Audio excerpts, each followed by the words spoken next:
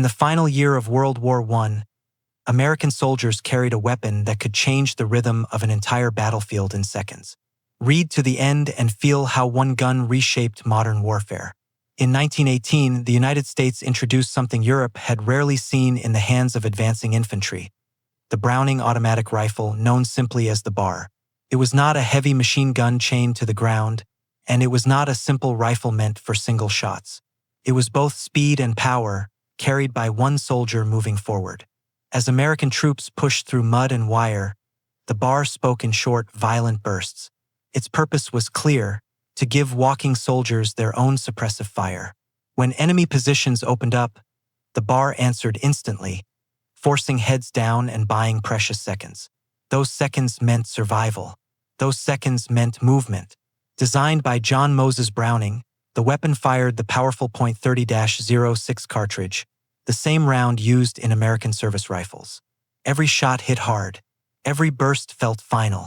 Soldiers trusted it because it worked in rain, dirt, and chaos. The BAR arrived late, but its impact lasted far beyond the war. It proved that firepower no longer had to stay still. From that moment on, infantry tactics changed forever. The Browning automatic rifle quickly became more than just a new weapon. It became a role on the battlefield. The man carrying it was no longer an ordinary rifleman. He was expected to move with the squad, stop suddenly, fire, advance again, and repeat the process under pressure. This idea was revolutionary in 1918, when most automatic fire came from fixed positions. American units began to organize around the BAR. While other soldiers maneuvered, the BAR gunner laid down controlled bursts, breaking enemy resistance without needing heavy support. This flexibility gave U.S. troops an edge during assaults, especially in open terrain where traditional machine guns were slow to reposition. The weapon's design reflected brutal practicality. It was heavy, but not immobile. Its magazine-fed system limited sustained fire, yet that limitation encouraged discipline. Soldiers learned to fire in short bursts, conserving ammunition and keeping the barrel from overheating. In combat, this balance mattered. Even after the armistice, the BAR refused to fade into history. It became a standard weapon of the United States Army, serving through the interwar years and into World War II in Korea. Few weapons can claim such longevity. What began in the final months of World War I became a blueprint for modern infantry firepower. The BAR proved that mobility and automatic fire could coexist. From muddy trenches to future battlefields, its legacy lived on, not as a relic, but as a turning point. The influence of the BAR went deeper than tactics. It reshaped the mindset of soldiers. For the first time, a single infantryman could dominate space with fire while still advancing. This shifted combat from static lines to fluid movement, a concept that armies around the world would spend decades refining. Training emphasized responsibility. The BAR gunner had to read the battlefield, decide when to fire and when to hold back. Too much fire wasted ammunition. Too little fire risked the entire unit. In this way, the weapon demanded judgment as much as strength. Behind this design stood John Moses Browning, whose understanding of reliability bordered on obsession. His goal was never elegance, but function.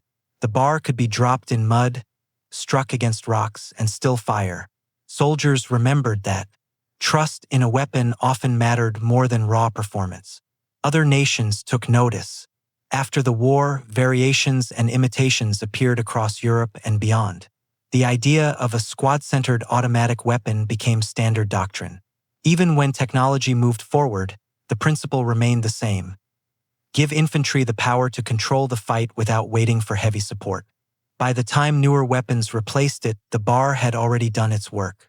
It had bridged two eras of warfare, one rooted in trenches, the other defined by movement. Its legacy was not just steel and wood, but a lesson written into military history. Firepower belongs with the soldier who moves forward. The real strength of the BAR was revealed in close, chaotic fighting. When units moved through shattered villages or across shell-torn fields, visibility was poor and decisions were made in seconds. In these moments, the BAR gave confidence. Its presence allowed squads to push forward instead of freezing under enemy fire. Even the sound of it mattered: deep, sharp, unmistakable. Enemy soldiers learned to recognize it and respect it. Logistics officers initially doubted the concept. Ammunition weight, recoil, and training demands seemed excessive for one man. Combat erased those doubts. Reports from the front repeatedly showed that squads equipped with a bar suffered fewer casualties during assaults. The weapon did not win battles alone, but it tilted the odds when momentum mattered most. What made the bar truly important was how it changed doctrine. After the war, military planners no longer thought only in terms of rifles supported by distant machine guns. Instead, they designed squads around internal firepower. Every later concept, light machine guns, squad automatic weapons, even modern assault rifles with automatic capability, can trace part of their logic back to this idea. Despite its success, the bar was never romantic. It was heavy on long marches, punishing in recoil, and unforgiving to careless hands. Yet soldiers respected it precisely because it asked something in return. Strength, discipline, and awareness were the price of its power. By the time it finally left frontline service, the bar had already shaped generations of soldiers and commanders. It stood at the crossroads of old and new warfare, proving that mobility and firepower were no longer opposites. In the story of American weapons, it remains not the loudest or the fastest, but one of the most influential ever carried into battle. Its influence extended beyond technology and tactics into the psychology of combat. Soldiers advancing behind a bar felt protected, even when no cover existed. That sense of moving under a shield of fire changed how units behaved. Instead of waiting for orders from the rear, small groups began acting on initiative, trusting that their own firepower could answer sudden threats. Commanders observed this shift carefully. The bar encouraged decentralized action, where decisions were made at squad level rather than from distant officers.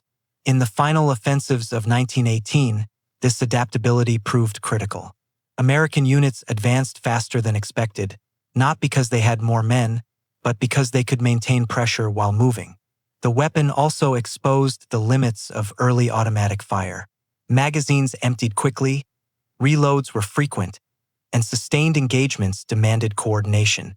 These shortcomings were not failures, they were lessons.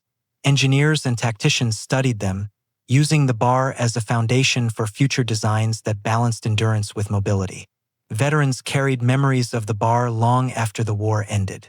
Many described it as a companion rather than a tool. Its weight, its recoil, and its reliability became familiar in ways few weapons ever achieve. In an era dominated by mass armies and industrial killing, that personal connection mattered. By the early 1920s, the world was already preparing for another conflict, and the lessons of the bar were quietly embedded into military thinking. When the next war came, armies would not fight the same way again. The bar had proven that the future of infantry warfare belonged to small units, moving forward, carrying their own storm of fire. As years passed, the bar quietly shaped how soldiers imagined their place in battle. No longer were they just pieces in a vast line stretching across the horizon. With a weapon like this in the squad, every advance felt deliberate, every halt purposeful. Fire and movement were no longer abstract ideas taught on paper, they were lived experiences carved into muscle memory. Military instructors studied battlefield reports and noticed a pattern. Units with effective bar gunners adapted faster under pressure. When plans failed, these squads improvised. The weapon did not replace leadership, but it amplified it. A capable squad leader paired with a disciplined bar gunner could stabilize chaos, holding ground or pushing forward when others stalled. The design philosophy behind the bar echoed into future decades.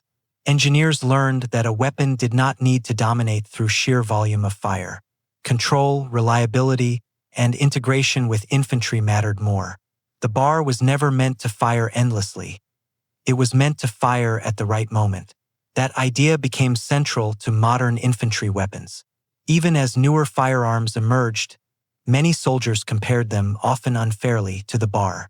Some were lighter, some faster, some easier to maintain, but few inspired the same confidence. The bar had earned its reputation not in testing grounds, but under real fire, where failure meant death.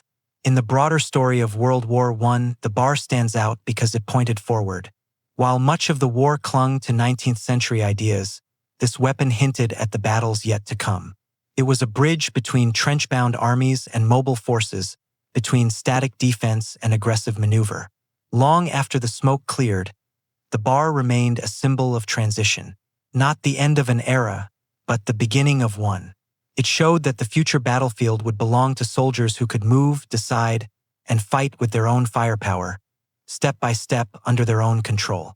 The bar also influenced how soldiers understood responsibility under fire.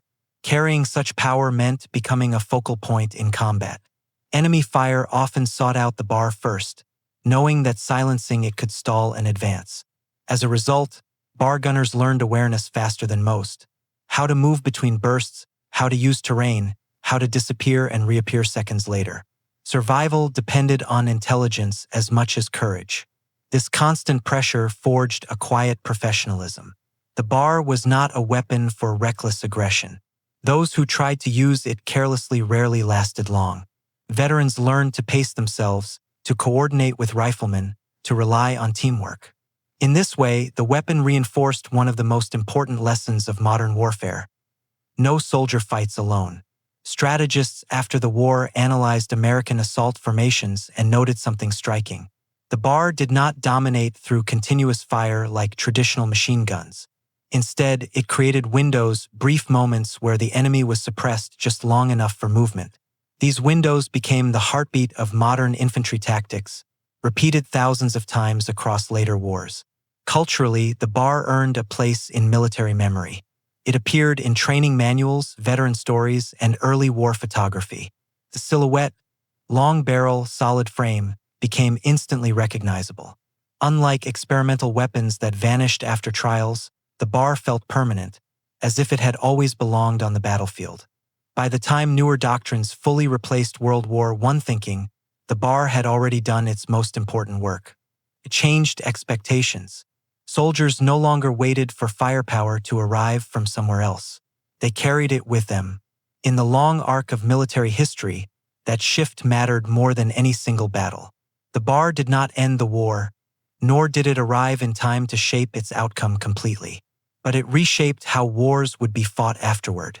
It proved that the future of infantry lay in movement, initiative, and controlled violence, carried forward by one soldier, one weapon, and a squad that moved as one. As time distanced the world from the trenches of 1918, the bar remained a quiet reference point for what had gone right amid so much that had gone wrong. Military thinkers understood that its importance was not tied to numbers or production speed, but to concept. It represented a shift away from massed, impersonal fire toward deliberate, human-controlled force at the smallest level of combat.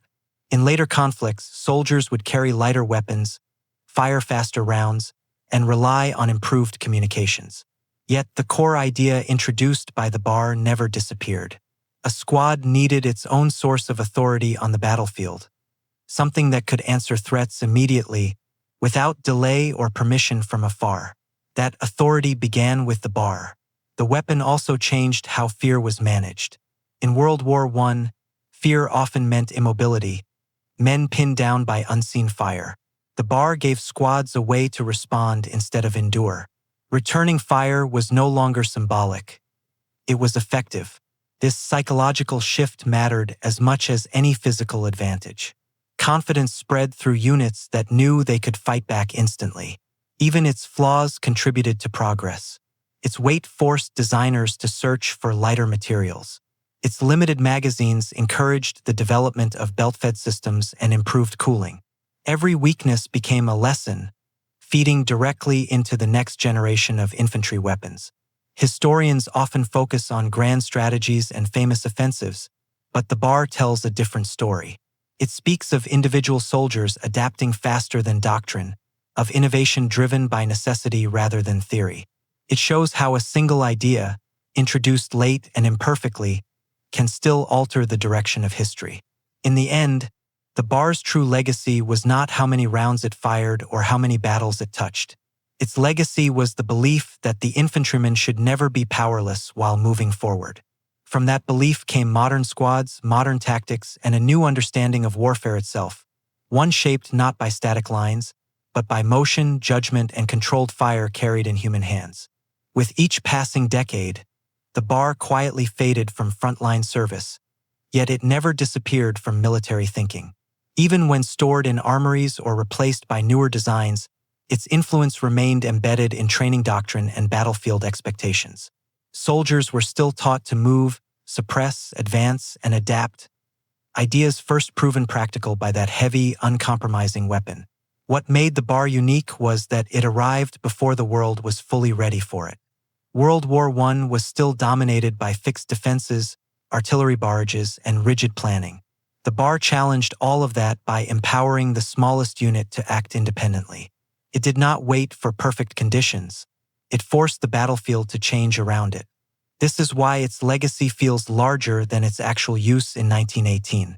The bar planted a seed. Later weapons refined the concept, improved the ergonomics, reduced the weight, and increased sustained fire, but none of them changed the principle. Firepower belonged at squad level, carried forward by soldiers who moved with intent. In veteran accounts, the bar is often described without exaggeration. There is no myth-making, no glamour. It is remembered as demanding, exhausting, and absolutely dependable.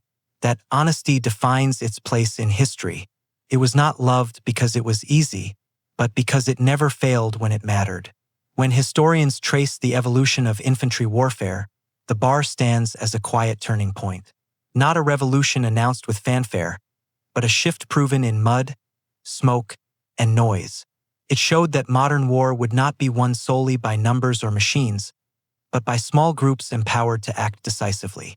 Long after the last bar fell silent, its lesson endured. The battlefield belongs to those who can move with their own fire, think under pressure, and shape chaos moment by moment. That lesson, born at the end of World War I, continues to define infantry combat to this day. Over time, the bar became a reference point rather than a requirement. New generations of soldiers trained with different weapons, yet the expectations placed on them were familiar. They were still asked to advance under fire, to support their teammates, and to decide quickly when violence was necessary. Those expectations were first normalized by the presence of the bar in a squad. The weapon also reshaped how armies evaluated success at the lowest level. Victory was no longer measured only by territory gained or enemy losses, but by momentum. Could a unit keep moving? Could it recover from surprise? Could it apply force without waiting? The bar answered these questions in practice, long before they were fully understood in theory. In many ways, it humanized firepower. Instead of distant machine guns operated by crews far from the front edge, the bar placed decisive force directly in the hands of someone sharing the same risks as the rest of the squad. This connection between danger and power changed how fire was used. It became more deliberate, more responsive, and more closely tied to the situation on the ground. As warfare evolved, technology accelerated. Radios shrank, vehicles multiplied, and air support became routine. Yet none of these developments removed the need for a squad to solve problems on its own. The bar had already proven that autonomy at the lowest level was not only possible but necessary. Its story is often overshadowed by larger narratives of World War I. Tanks breaking through lines, empires collapsing, maps being redrawn. But the bar's contribution was quieter and more enduring. It shaped how individual soldiers experienced combat and how small units learned to survive it. In the end, the bar represents an idea that outlived the steel it was made from. An idea that infantry should not be passive, that movement requires protection, and that protection should move with the soldier. That idea, born in the final moments of the First World War, became a foundation for everything that followed. The story of the bar ends not with its last shot, but with its lasting meaning. It was a weapon born in the closing moments of one war, yet designed for the shape of wars still to come. Heavy, imperfect, and demanding, it forced soldiers and commanders alike to rethink how infantry fought, moved, and survived. Its true achievement was proving that power and movement could exist together at the lowest level of combat. From that proof came modern squads, flexible tactics, and the belief that initiative under fire is decisive. The bar did not symbolize dominance, it symbolized transition. In the long history of warfare, few weapons managed to change behavior rather than just outcomes. The bar did exactly that. It taught soldiers to advance with purpose, to control violence instead of enduring it, and to carry responsibility alongside firepower. If you enjoyed this story, support the next one with a like and a subscription, because the most fascinating weapons in history always have more stories waiting to be told.